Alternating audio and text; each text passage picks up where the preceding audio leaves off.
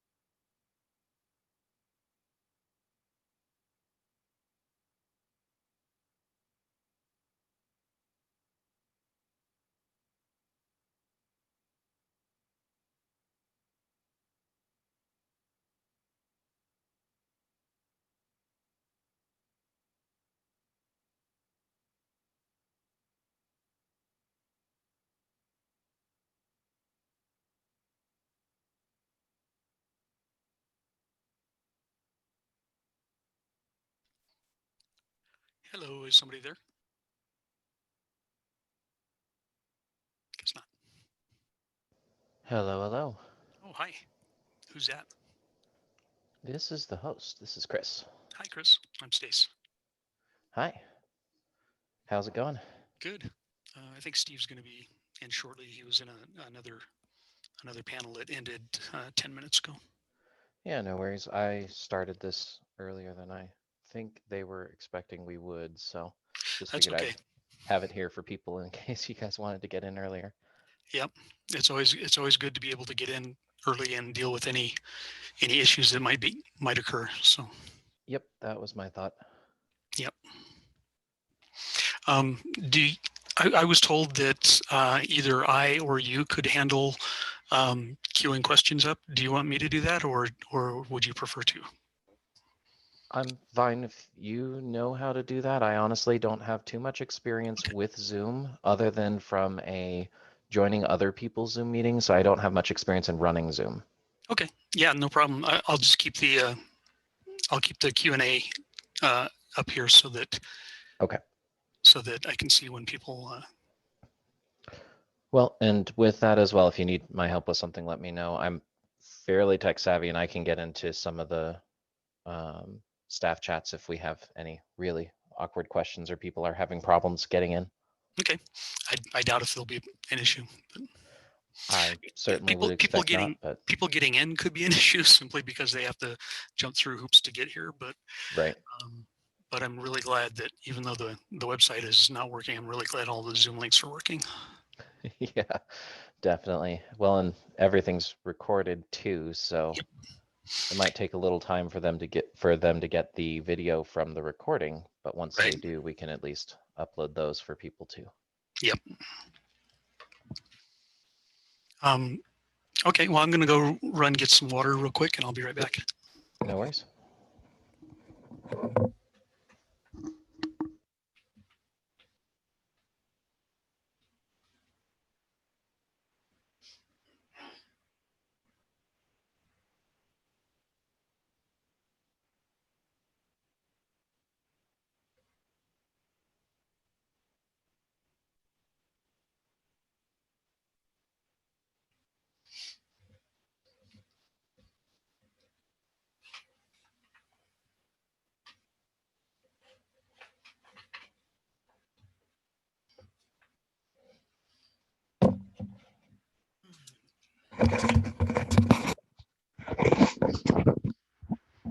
Looks like I need to work on my chroma key stuff a little bit. I've got some green in my hair. Maybe, but green's not a bad thing. True. Green's not a bad thing. This computer does not have a camera, or I would already have my camera up for you guys too. Oh, no worries. I've done so many meetings over the last 10 months with cameras and without cameras that this is the norm now. Does seem to be, doesn't it? It's been such a weird year. Mm-hmm. And I think it's going to be getting weirder. Probably. Which is unfortunate to say, but probably. Yeah.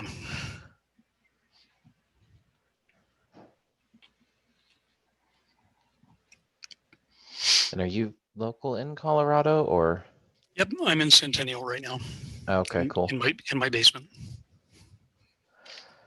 Yeah, I know I've been keeping an eye on what's been going on with the fires because it's been one of those things where we've had the beetle kill for so long. Yeah. Just kind of waiting for the rest of that to just start going and see what happens, but really hoping it doesn't. Yeah, I really hope that the Troublesome Fire and the Cameron Peak Fire don't merge. If they do, we're going to have 500,000 acres burning.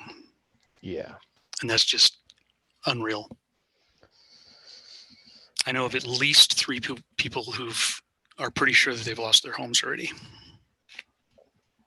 That's horrible. Yeah. But anyway. Yep. It is happening, and there's nothing really we can do about it. Not at this stage, no.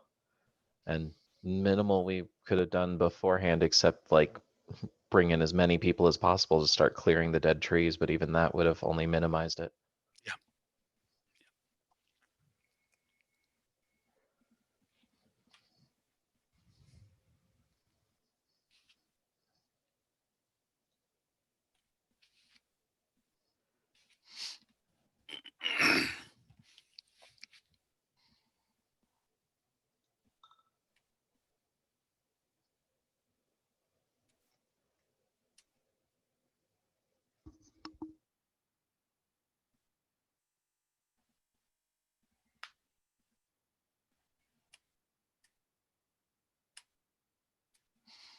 I'm going to test.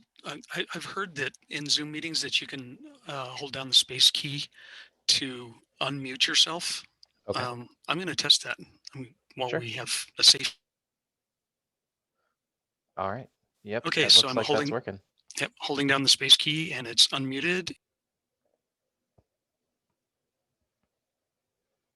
Looks like it worked. Looks like it does work. Awesome. I just have a button on my headset that I press. That works too. And you come to think of it, I probably have one too. Yep. Awesome. Yeah, I work in a call center, so I got used to the grab the button on the headset to mute yourself. Yep. I'm an IT manager for Adams County 911. Oh, so, okay. So I don't have to do a whole lot of phone work, but the fact that the meetings have all just gone virtual now, it's been very frustrating to see in meetings when people don't have good meeting hygiene, where they don't mute themselves when they're not talking and things like that. It's so frustrating. I've been in meetings where it really gets contentious, especially if there's like a wide range of ages in the room. A lot of the time the older people are really intimidated and scared and not sure what to do. And the younger people don't have patience for them sometimes in the meetings. It's a bummer.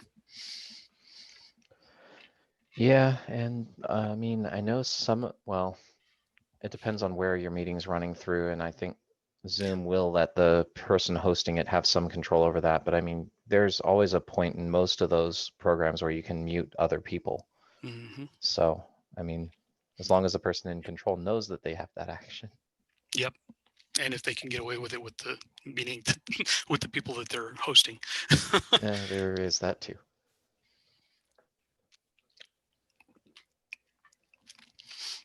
I probably would not be, if I were in a meeting and my director were speaking and he was talking over somebody and I muted him, I probably would not be. Probably would not be in a good space. Yeah, exactly. Yeah, that's definitely not one that you wanna do. But if it's where you've got someone who's like just not supposed to be speaking and their background noise is just killing the sound for everyone else, that makes sense. Yeah, absolutely. I don't know. It's a bummer because it seems like a lot of the time the people who are running the meetings don't know any more about them than the rest of us do, and it's all a learning process. Yep, and that seems to be the case for everyone. I mean, everyone's been mostly learning these programs this year because I know, at least for us, we were switching over to doing this kind of thing through, we started with Skype like a year and a half ago, and then just like have kept changing programs. And eventually they're like, hey, this is the one we're going to use. And then COVID hit and they're like, yep, that's the one we're using. Yeah. We just got Microsoft Teams at my work, and we've been using Slack to keep in touch. Me and the people that work under me have been using Slack so that we can keep at least our team on the same page, because they're the only ones who are working from home right now. Dispatchers can't. They Right. they have to have 8 monitors in front of them. And yeah, and it's hard to get that all moved to a work from home setting, especially on a temporary basis. Yep. And the worst part of that is that there's absolutely nothing we can do for radio traffic for them at home. I mean, we could set them up with a VPN login and the programs on their computer, but they would not be able to hear the radio traffic. And that's where most of the stuff happens, is over the radio. Yep. No, that makes sense. Yeah, that would be a little difficult. Yep. Looks like we've got Steve. Hi, Steve. How are you? I'm okay. Good. So I take it we haven't fixed the host yet. The website is not fixed yet. That host, but we do have another host here, and the host that's in the room is actually our friend. So yes. Well, that's good to know. I don't know what would happen if he was our enemy. Probably nothing good, but I can't say for sure. That's no. He could blank out our faces or put those little filters on there. like, those filters like a Oh tongue, gosh. or something like that. You like the hazard symbol? Yeah. Or like a Snapchat filter. And who's our host? My name's Chris.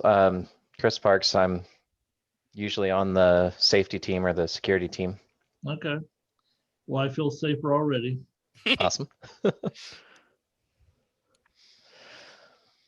But yeah. Well, Steve, it looked like you guys had more people in the room than I thought you might in your last panel. I have no idea how many people are in the room. Yeah, I don't know how many people were either, but at least a couple of people were interacting, so that was nice. I noticed that there were chat things going on. I always try to ignore those. Mm-hmm. I'm actually attending a convention for plotter software at the same time this weekend. Off and on seeing sessions of that, and there's like 800 or 900 people in there, and they're all chatting, and so the chat screen is just go zooming by, And I noticed the first presenter I saw was having a real problem because she was trying to pay attention to this chat stream, and it wasn't working. So. Well, I'm going to attempt to keep on top of any questions that anybody might have for us. You do that. And I can have that open too. So if you need me to help there, let me know. Awesome. Thank you, Chris. Sure. I'm not going to answer any risque questions, though. Well, you know what questions I'm going to ask. I'm not gonna surprise you. Well, no, but I'm saying the chat people might. Oh yeah. Yeah. Yeah. And that's fair. That's fair. You don't have to answer anything you don't want to. That's good. All right.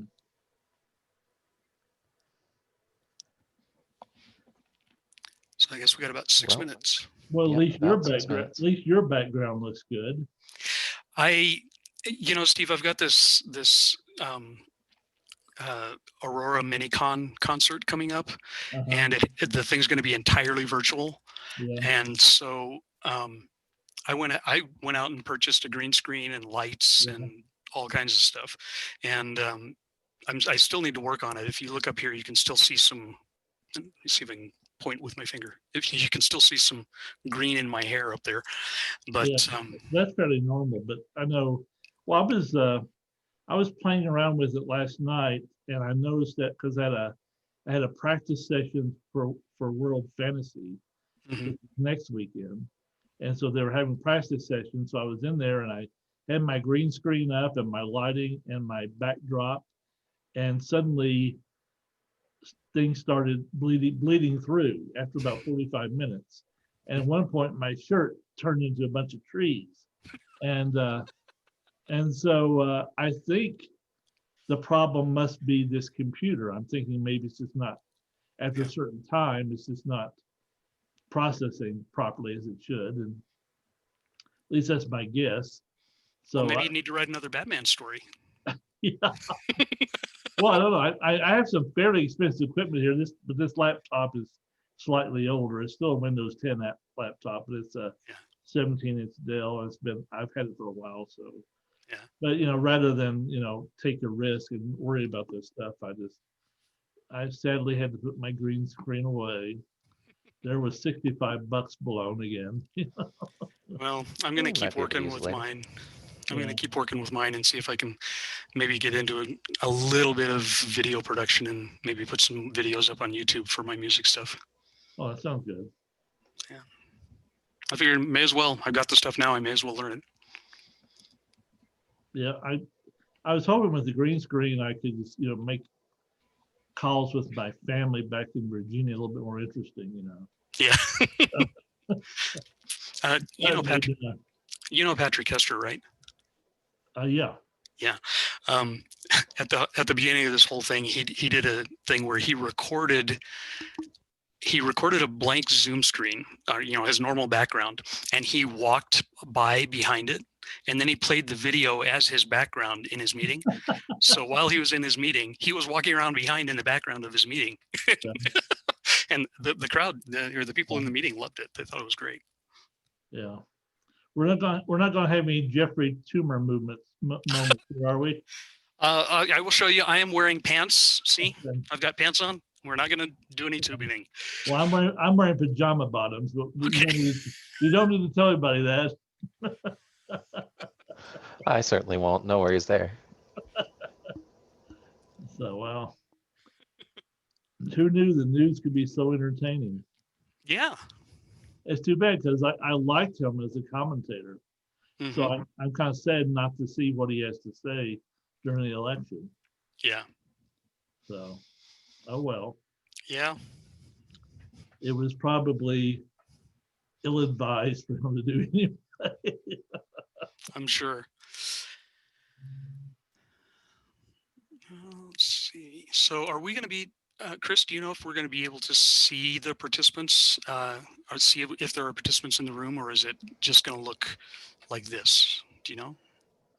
So my understanding is you'll see, if you look to the right of the screen, you see where it lists the panelists. Mm-hmm. There's an attendees option on the right. My understanding is as they join, they'll show up in that list. Okay. That's if they're joining through the Zoom. If they're watching it on like the Twitch, we're not really going to know who's watching through Twitch unless you've got Twitch up. And if you do that, if you guys are pulling up the Twitch, you'll want to mute the Twitch stream because there's going to be a slight lag on the sound. So it would probably cause some issues as far as understanding what's going on as it starts echoing back at you if you don't. I don't didn't think even we're know going it to was have to worry on about Twitch, so I'm not worried about that. Me neither. Cool. Fair enough. And we've got just a couple more minutes prep time. Any questions or things we need to go over? I don't think so. I'm gonna. Okay. I've got my interview question notes here, and I'm gonna pull them out so that I can kind of have them next to the screen or next to the video. All right. Twitch was that dancer on So You Think You Can Dance, wasn't he? What's that? Twitch. Isn't he a dancer? So You Think You Can Dance, and now he kind of DJs for Ellen on the Ellen Show. That could very well be, Steve. I don't know. You're not keeping up with your popular culture? Well, no, if it's not Dancing with the Stars, I just don't care. Well, see, I don't watch Dancing with the Stars because there's too many amateurs. So I actually was kind of intrigued by Dancing with the Stars because my ex won she won an all expense paid trip for us to go out to one of the semifinals, and they put us up in the Beverly Wilshire Hotel. That was wild. Yeah. Huh. So it was kind of cool. It was the only time I've ever been in the room. I never ever thought I would be in a room with Ozzy Osbourne, Tom DeLay, the Osmonds, the two big Osmonds, Donnie and Marie, and who else was in that room?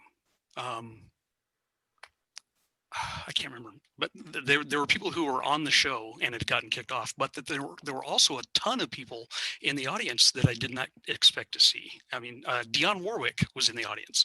Oh, wow. Wow. Interesting gathering for sure. Yeah, bizarre. Well, it is 3 o'clock.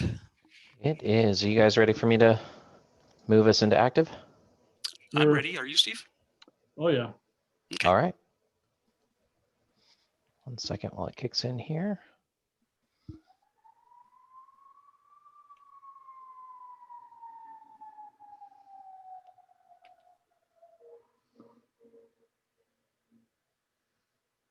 Uh-oh.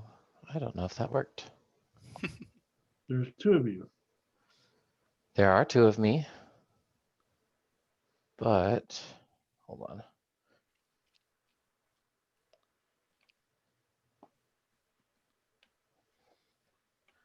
me just double check because it threw an error on my end when it tried to load in. So I don't know if it's actually streaming live, even though it says it is.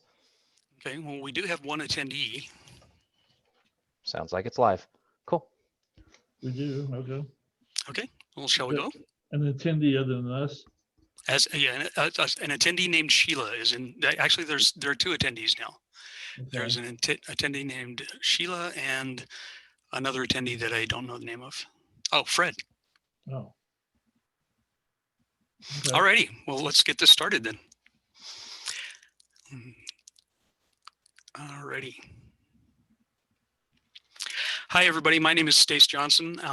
I have the honor and pleasure of interviewing Steve Rasnic Tem, MileHiCon 52's Toastmaster, and a multiple award-winning writer of science fiction, fantasy, horror, poetry, and just about everything else you can think of. Steve has published over 450 short stories, maybe more. I haven't checked in the last 20 minutes. And he's lived in Denver since the mid-'70s. Welcome, Steve. Hey. Hey, Stace. How are you? Not bad. Good. Well, let's just dive right in. You're originally from Lee County, Virginia, which I looked it up. It's stunning there. It's beautiful. It's gorgeous. Yes, it is. It's right in the heart of Appalachia. And you went to at least 2 different colleges out there, right? You went to a Polytechnic? BPI and VCU. Okay, so obviously you were still out there while you were an adult. What brought you to Colorado? What made you decide to come out here? I came to Colorado to learn how to be a writer. Really? Basically, that was it. I had my degree in English education from BPI. I spent 5 years there. I took every single literature course they offered. I either took it or I monitored it. And so I had my degree in English education. I had my teaching certificate, but knew I wasn't going to be using it after student teaching for the 8th grade.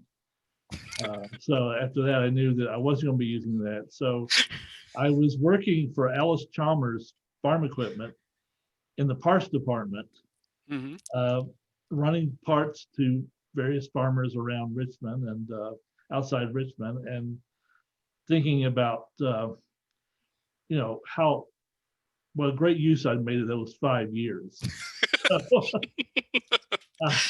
I'd always wanted to be a writer, and I had written some things, and I'd actually written a lot of things, and I had some poems published, and won a couple of prizes at little competitions, but I didn't really know how to be a writer. I mean, I think now the path may seem a little bit clearer for people about how to submit things and how to learn if you're good enough and how to get better. And it wasn't that clear, at least it wasn't that clear to me back then. So I thought about it and decided that was the time to do something. And the only thing I could think of was to apply to graduate creative writing programs. And so I applied to probably 11 graduate creative writing programs, and I got into several. But Colorado State, I got a letter of acceptance from James Crumley, who ran the writing department at that time. He left just before I got there, but he accepted me in. And then the poet Bill Tremblay sent me lots of letters back and forth about looking for me, wanted me to come out there, and that he thought I was some kind of Southern surrealist, and they were offering me a teaching assistantship and free tuition, and so I could actually do it. And so I decided to go to Colorado to learn how to be a writer. One of the issues was I had never been west of East Tennessee. So I had no idea what it was like out here except from Western movies. We didn't have the internet back then, didn't have Google Maps, didn't have Google Street View. So I had no idea what it was like. I kind of planned out this trip. I was worried about driving across Kansas because of the tornadoes, because I watched Wizard of Oz every year since I was 6. So I knew that was going to be bad. So, and I had no idea what Colorado was going to be, except I just imagined mountains from border to border. And for Fort Collins, I kind of imagined the Swiss Alps.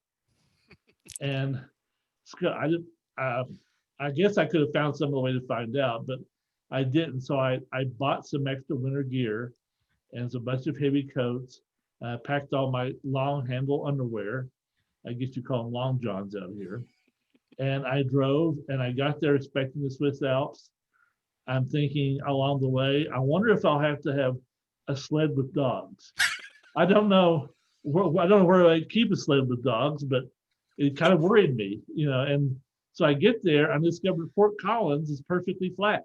Yes, yes, a whole lot flatter than where I came from. I came from the hills. So it was quite a shock when I got out here, but I think the writing program was good for me. One thing a lot of people don't realize is that especially for something like poetry, there's a huge body of theory behind it. And learning that theory on your own, or even knowing what to read, is a really difficult task. So I found, especially with poetry, that really helps me. So cool. That's how I got out here. Well, I think it was a good choice.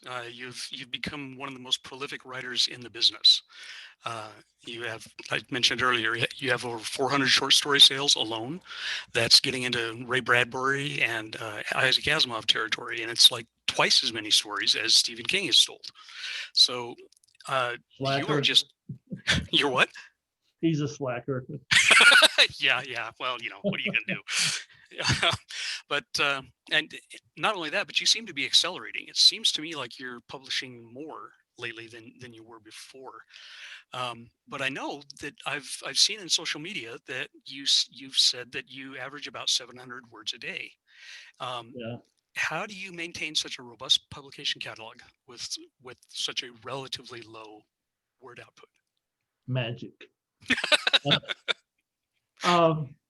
Well, if you do the math, though, 700 words a day is over 255,000 words a year. That's a lot of words. In fact, if you look at it that way, some people are probably thinking that I'm the slacker because I haven't finished more novels.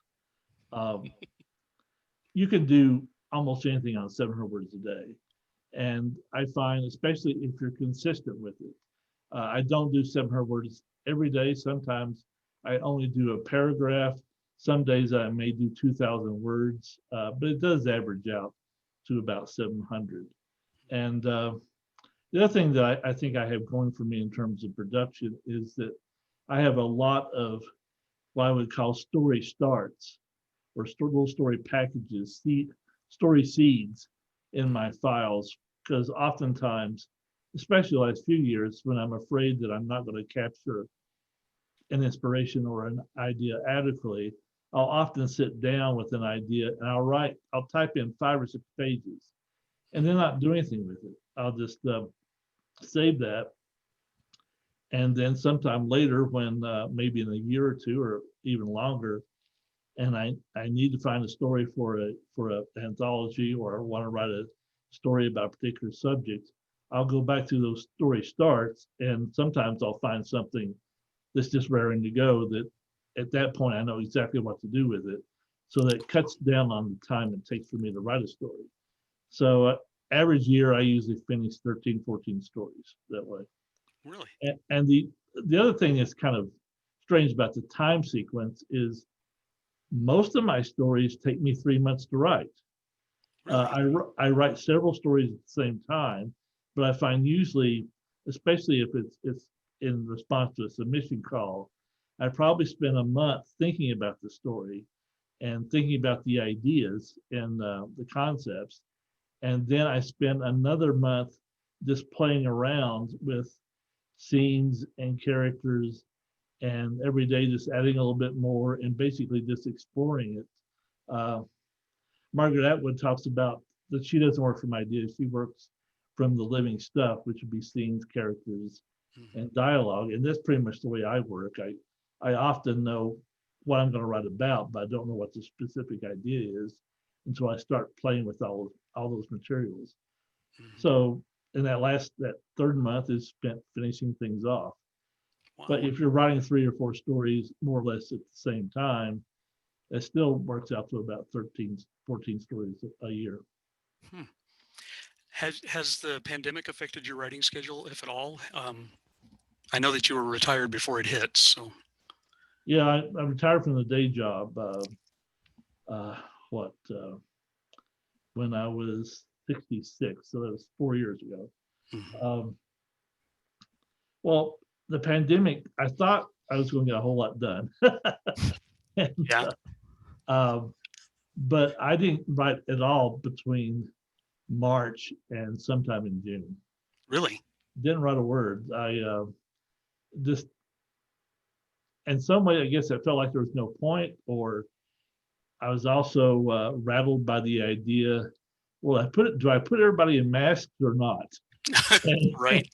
What's the normal here? And the thing you have to think about, okay, if this is just a short-term thing, writers will just kind of ignore it ever happened probably and just deal with regular reality. But if it's a long-term change in the way we live, and I think it may be, then you have to think about including scenes in which some people are wearing masks and some people aren't. And so I was trying to work that out in my head. There was probably an unnecessary problem I created for myself, but I guess I was kind of rattled.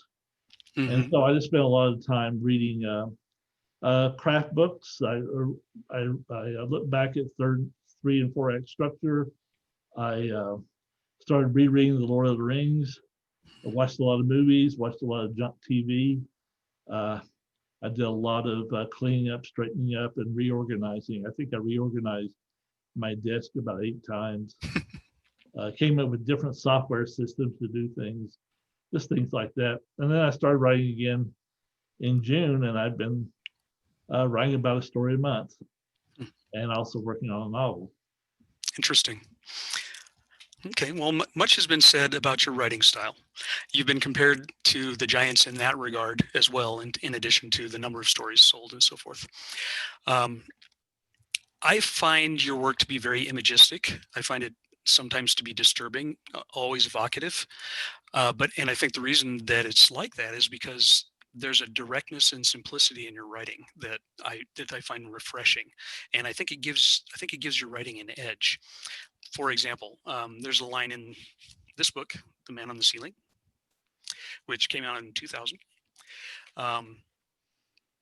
There's the Steve character is chasing the man on the ceiling through the house, and he says, he rakes back the curtains and shows me the sky, peach and purple and gray, like the colors of his eyes when he opens them, like the colors of his mouth, the colors of his tongue when he laughs even more loudly and heads for the open door of one of my children's rooms.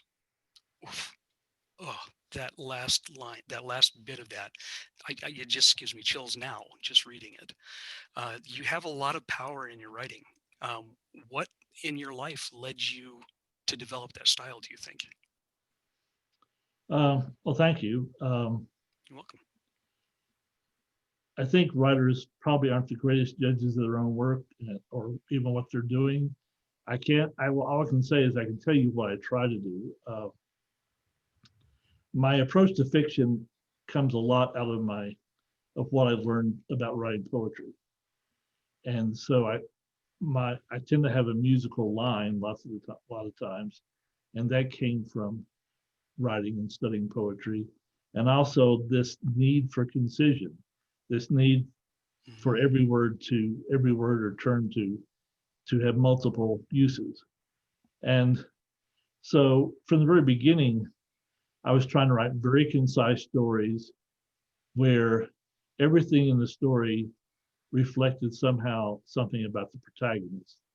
In fact, it took me probably 2 years to write a story that was longer than 10 pages. They were all meant to be very concise, rather short pieces. There's in graduate school, one of the writers I read was Fritz Perls, who was a therapist, part of the Black Mountain School of Creatives. And he's the guy who invented Gestalt therapy. And in Gestalt therapy, the idea is that when you're doing Gestalt therapy, dream interpretation, the idea is that everything in the dream is a projected aspect of the dreamer. So the chair you're sitting in is part of yourself. The other people in the dream are parts of yourself. The setting is part of yourself. And that kind of solipsistic kind of idea struck me as a good metaphor for the way good fiction works. I think even when writers aren't doing it purposely, there is that kind of solipsistic quality. So in my stories of all kinds, I try to build in reflections or mirrors of the characters so that the setting in my story should reflect something about the protagonist and his or her dilemma. The other characters should bring out some aspect of that character in relationship. Everything really should tell you more about who the character is. That's one reason I think science fiction stories we're sometimes accused of having poor characterization. And it's part because what was happening when the science fiction writers were creating their invented worlds, they were putting characterization into the world. And that world was actually reflecting the character, even though the writer may not have been completely aware of it. I just think there's something naturally that comes out in the process. I've always tried to do that consciously. With horror stories, it's a bit easier because you can just grab things off the real world, details from the real world to talk about and to characterize. But when I write a science fiction story, it always takes me longer because I always feel that just the technology that's been invented has to reflect some aspect of the main character and that his or her conflict. So that means inventing the world and thinking about the technology and the devices always takes me twice as long, which is one reason I don't write as many science fiction stories. It's just too much damn work. That's interesting. Cool. Well, in recent years, you've become a strong climate change advocate. You're working with an organization called 2020 or Bust that helps individuals understand how they can combat climate change in their own way. What led you to become an activist in that regard? Uh, well, I've been working with 2020. I've also been working with Citizens Climate Lobby, which is one of the main groups, which is trying to lobby Congress to get carbon fee and dividend passed. To put a carbon fee on all carbon that, whether it comes from a mine or if it comes out of the pump, to kind of basically it's a basic economic theory where you're discovering the hidden cost of things and making the people who cause those costs to have to pay something for them, like the petrochemical companies. Also, I've been interested in the Healthy Climate Alliance, and that's a group which is focused primarily on climate restoration. In other words, removing the carbon that's already in the air and doing something with it. I became interested in this because just looking at my kids and grandkids, looking them in the face and thinking that our generation is giving them this enormous burden that they're going to have to deal with. They're going to have to deal with a lot more than we'll have to deal with it, and it will really affect their lives. The problem with climate is it's what they call a hyperobject. A hyperobject is an object that is enormous in terms of both time and space, and climate is like that. It covers an enormous amount of area. It's extremely complex, and it has a large time dimension to it. The things we do now affect what the climate is going to be years down the line. So it's the drawback of that is human beings don't do well with hyperobjects. We can't get our minds around them. So we imagine that we can't do anything to affect them. I tend to be, I guess I'd say, a pessimistic optimist in terms of climate, in that I think that since we created the problem, we can do something to solve it. And ordinary people who aren't scientists can do things like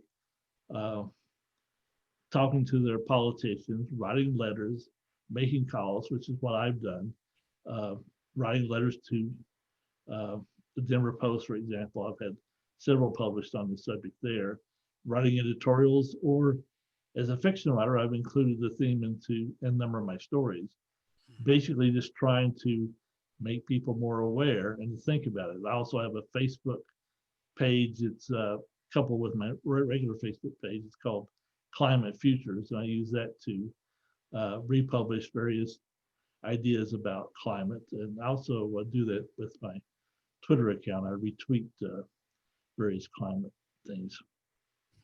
Cool.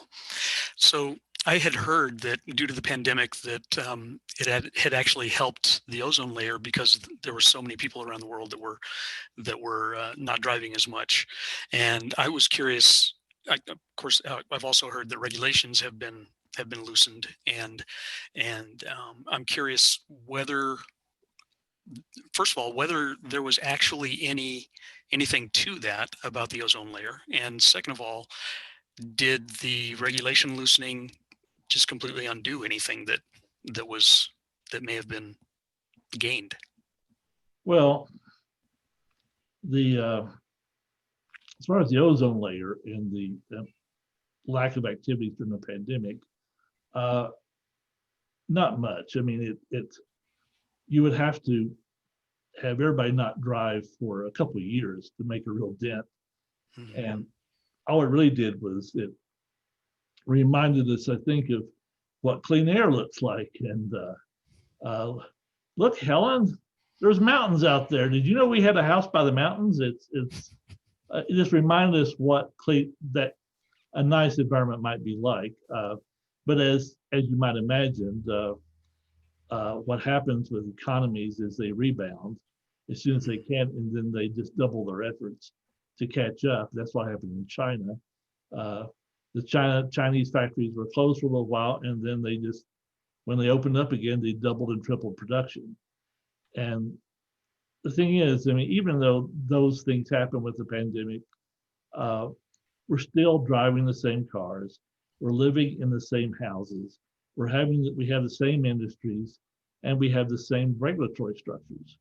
And as you mentioned, they've gotten rid of some of those regulations. I don't know if it's how much it's hurt so far, but basically it stopped us from solving a problem that we have. Now, I'm not saying that we need to change over the economy and get rid of fossil fuels immediately, but the longer we wait, the harder it's going to be for people to adjust.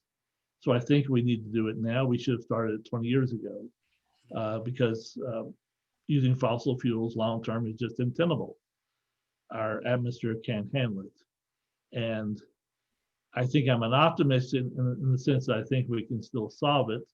At the same time, you can talk to people, you can talk to scientists who will tell you some very, very scary things about tipping points and just how close are we to tipping points. Yeah. I think it's quite, we discovered one thing: the Arctic ice is melting a lot faster than we thought it was going to be.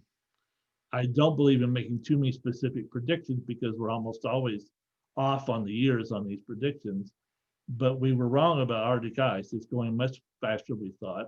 I think it actually may be gone in the summers before I die. And that's rather phenomenal. Yeah.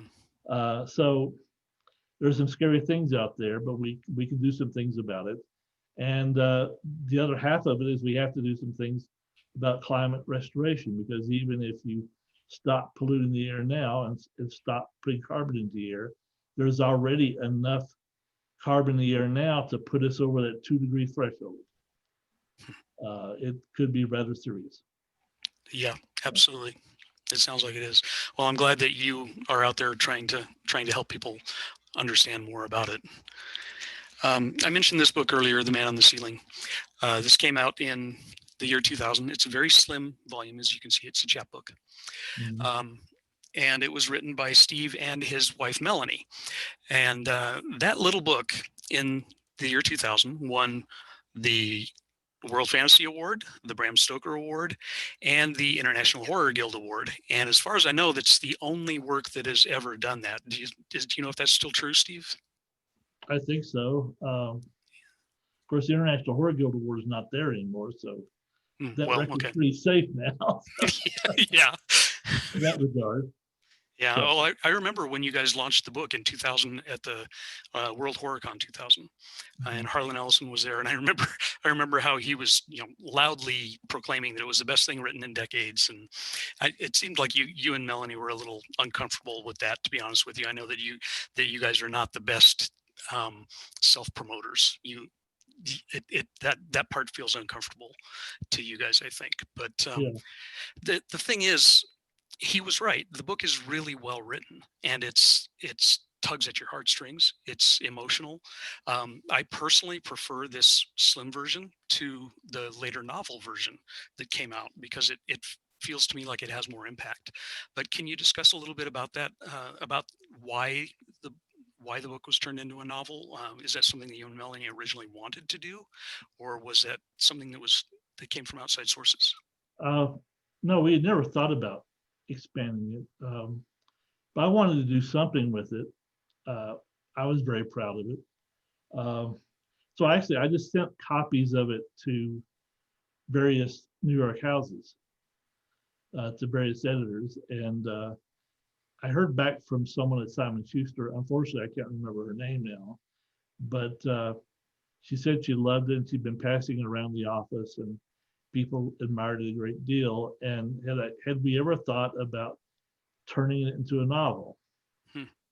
So I told Melly what she had said, and we talked about it, and we realized that there were a lot more things we did have to say, and that we could expand that technique into other areas of our lives and write something that was a little bit different.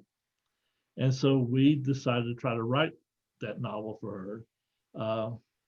We finished one version and showed it to her, and she thought it had lost some of the intimacy, especially toward the end. And we looked at it and decided she was right. So we redid like the last chapter of the book. And unfortunately, at that point, she was leaving publishing. But at the same time, Wizards of the Coast was trying to start an adult line called Discoveries, and the editor there had contacted our agent and wanted to know if he had any books, and so he mentioned Man on the Ceiling, and so he sent it to the guy on a Friday, and he made us an offer on the Monday. Wow. It was pretty quick. That was the first book to come out in that imprint too, right? No, actually, I think it was like third or fourth. Was it third? Okay. But unfortunately, it came out like 90 days before they decided to fold the imprint. So it kind of kept the legs out of it. It sold really well initially, but there was no ongoing sales because they closed everything down. So overall, I don't think the book did that well. There's still a lot of used copies of it out there, and since I got the rights back, I turned it into an ebook. Oh, really? Well, cool. Yeah, the ebook is available, and it's trying to think. Does it have the same cover art? No, we didn't have the rights to the cover art, so that's too bad. There's a beautiful cover art. Beautiful cover. So, but yeah, the ebook is still out there, so people can buy that and see what it's all about. Yeah. Okay. I was always curious about that. Like I said, I personally prefer the original to the second one, but that's just me. They're two different animals, really. They really are. Two different effects, I think. Yeah. So I mentioned Melanie. This wouldn't be a complete interview unless we spoke about Melanie, your late wife. She was a dear friend and mentor to many MileHiCon attendees, including me. She was your other half, your collaborator, your editor, and your partner in raising children for more than 3 decades. Have you seen any changes in your work over that time as a result of her absence? Well, as far as changes in my work, we had this thing where actually since the beginning of our marriage that we always showed each other our writing before we went out the door. I mean, I would finish something or even just finish something to like a penultimate draft, and then I'd give it to her to look at, and she would do the same thing with me. And sometimes she wouldn't have a lot to say. Sometimes she would just correct some of my lousy grammar, things like that, or sometimes she would have a lot to say and she'd have suggestions to make. In fact, my last novel, U-Boat, was the last thing she read of mine before she passed, and she, in part because of her prodding, there's one chapter in that book which I rewrote 12 times. Wow! Until we had some that she thought was passable. I agreed with her. I kind of lost the track on that section. So after she died, I actually was not sure if I could continue writing. I didn't know if I could write with the same kind of confidence. Because she was always there to kind of catch little things. And so I just didn't know what it would be like. As it turned out, I did finish 13 stories. Wow. When she died. I had a lot to say, I think, in part. But what I did find is that I did change my process. I would finish what I would call the penultimate draft, as make it as good as I thought it was, and then I would set it aside for 2 weeks, sometimes 2 months, and look at it again and try to look at it from what I thought her perspective would be. I tried to imagine things she would say. I mean, one of the things she always did for me was she had this theory that writers had tics, and every story had a tick in it where you repeated a phrasing too much, or you did a certain kind of perception too frequently, and she was good at finding my tics. So I had to find ways to find my own tics. She was good at finding everybody's tics, just to be clear. Yeah, yeah, she was.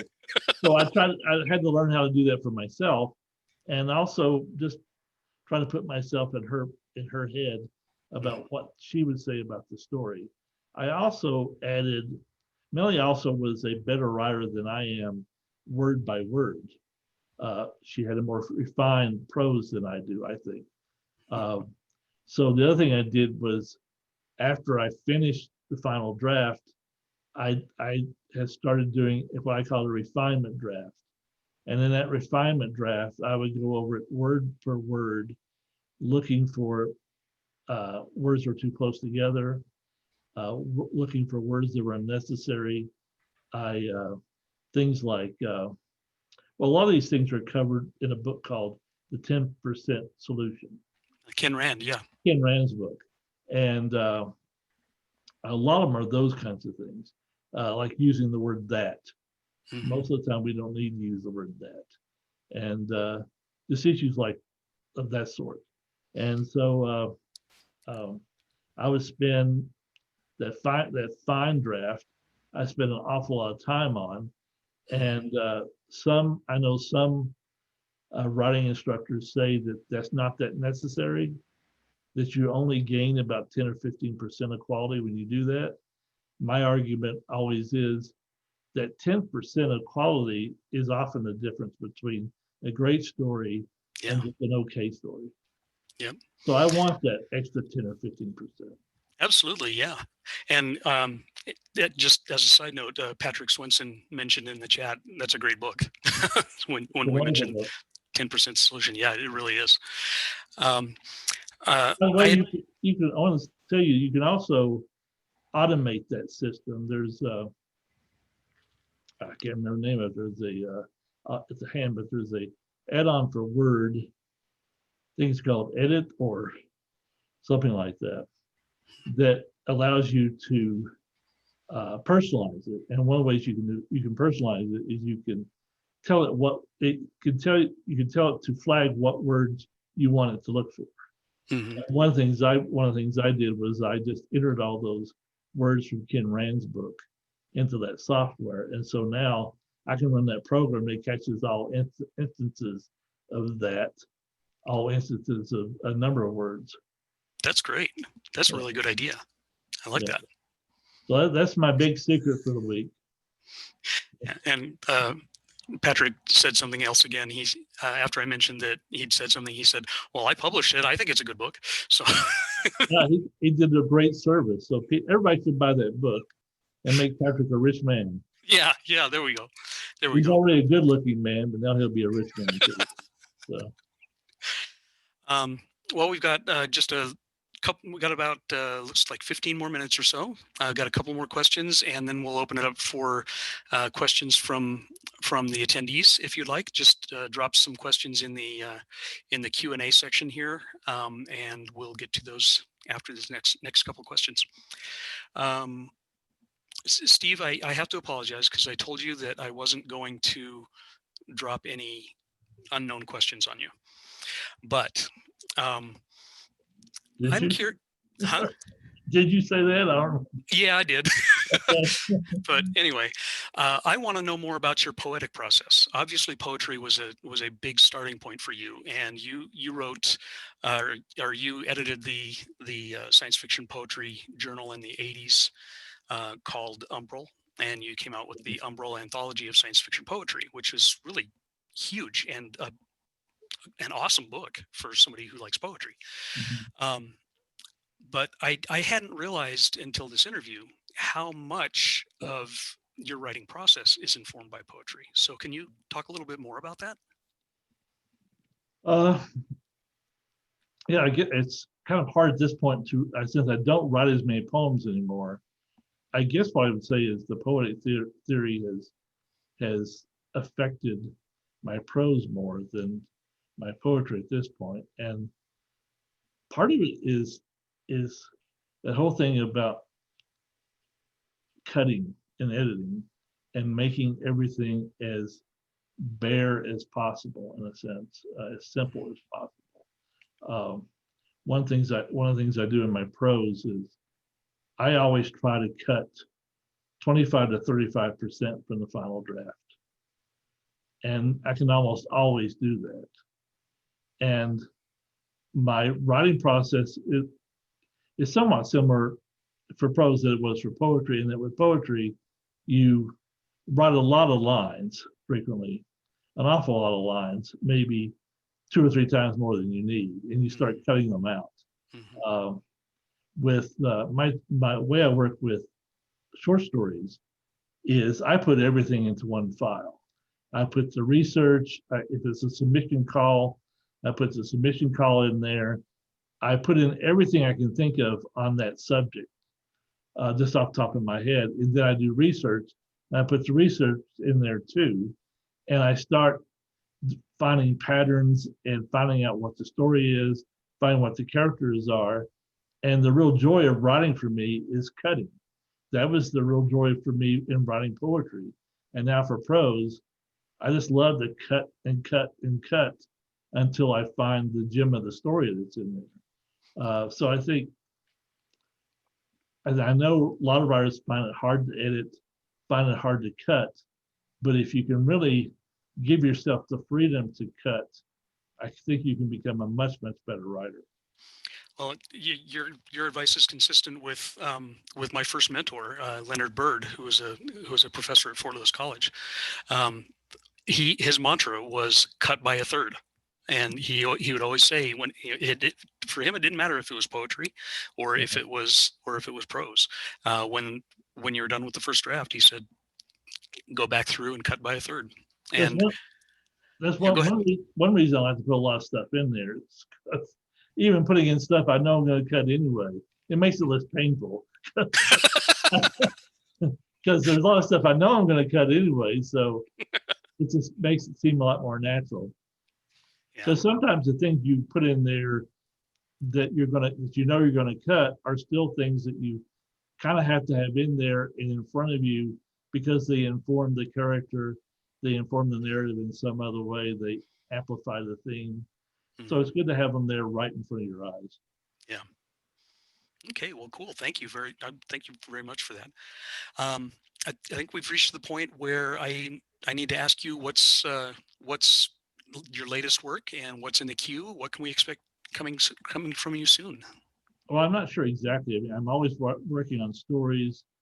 I do have a collection manuscript for another horror collection of stories from the last 3 or 4 years, which were published after the stories in the Night Doctor. Night Doctor was the latest book, Night Doctor and Other Tales. And so stories I've published since then, I put together into a collection. Right now I'm negotiating with someone about possibly bringing that out. And also probably in a couple of years, I've been talking to another publisher about doing my collected noir. It's called Rough Justice, Collected Noir, which would be all of my crime stories and include my one crime, one act play, which was produced in Lafayette, but it's never been printed. So that would probably be in a couple of years. I'm also doing a lot of research on ancient Egypt right now for a project I can't talk about. Okay. It doesn't relate to all those sarcophagi that they found a couple of months ago, does it? No, not those, but okay, good. Ancient Egypt is a lot more fascinating than I even remembered from school. So yeah, well, good. It's been a lot of fun. I'm intrigued now. I want to find out I want to see what this is about when it comes out. Okay, so it's 3:42. We've got a little bit of time left. I know that there's at least one question in here from Patrick. He says, you've done a lot of wonderful work in limited formats with small press and specialty presses such as Centipede Press, like the one we just held up, which the Night Doctor's Centipede Press, so is In Concert by Stephen Melanie. Both fantastic books, beautiful. This has Dali on the cover and Marc Chagall inside. I don't know how they pulled that off. Well, we pulled it off by telling him it was for scholarly purpose, small press. And once you say that, you'd be surprised at the doors that will open. Wow. So, okay, yeah, so it's got Dali and Ernst and Chagall in there. Yeah. So. Well, to continue Patrick's question, he says, he mentioned Centipede Press, and then he says, what are the positives and negatives of publishing for the collector's market? Well, the positives are they do beautiful books, Mm-hmm. books that you're proud to be in. The negative is it's not a great way to build a career because lots of time those books get put right on the shelf, sometimes with the shrink wrap still on it, unread, because collectors want to have them. So one thing we did with the Night Doctor with Centipede was I said I wanted an affordable edition, a larger edition, so that people could possibly actually buy it and read it. So he found the right printer. He did 1,000 copies. So there's lots of copies out there available, and they're only $25 for the hardcover. So, and that was all by my request, because a lot of short story writers especially complain about that. Is they want to be read. They want collections people can buy. And that's been one of the complaints about some of the specialty presses, because their books are so expensive. So that's the one downside. Okay. Let me see if we've got any other questions. That was a great question, Patrick. Thank you. Let's see if we've got any. We don't have any other questions at the moment. Does anybody else out there have anything that they want to throw in here? Not seeing any activity in the queue. All righty. Well, let me look at my notes here.